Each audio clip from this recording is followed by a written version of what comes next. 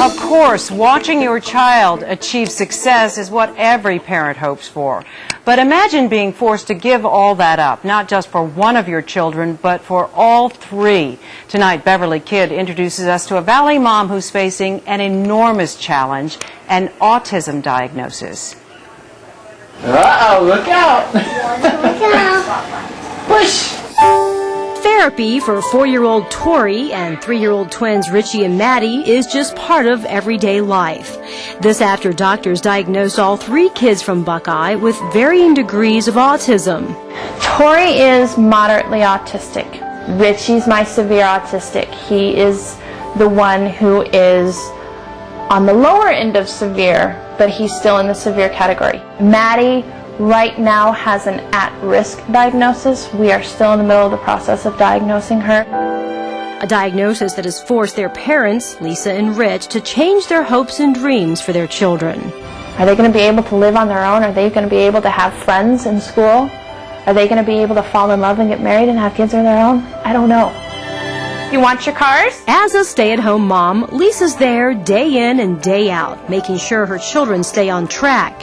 One technique Lisa uses, a picture chart. And I've got pictures of everything we do, right down to bath time, change clothes, brush teeth, and we pull them off as we do that. And if I don't get up in the morning and do our schedule, that has set the tone for the rest of the day. While this technique helps maintain order at home, going out is often a different story. Oh yeah, they judge me. Look at that mom. She's got 3 young kids and they're all completely out of control.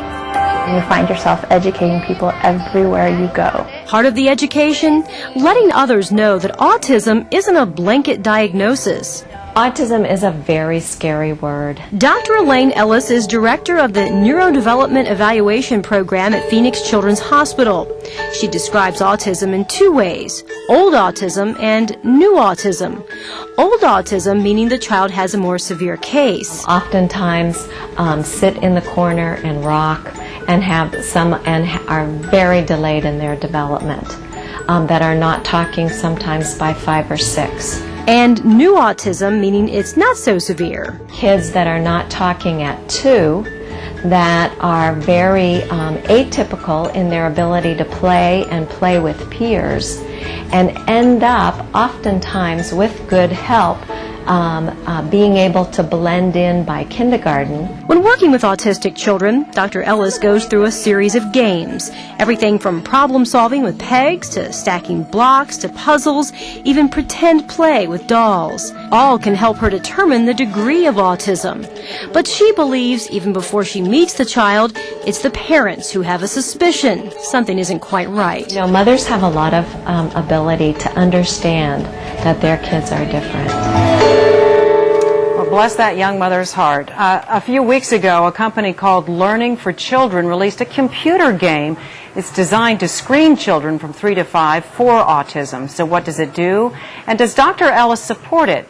Plus, we explore whether or not autism is actually genetic. And that's coming up in about 20 minutes here on Good Evening Arizona.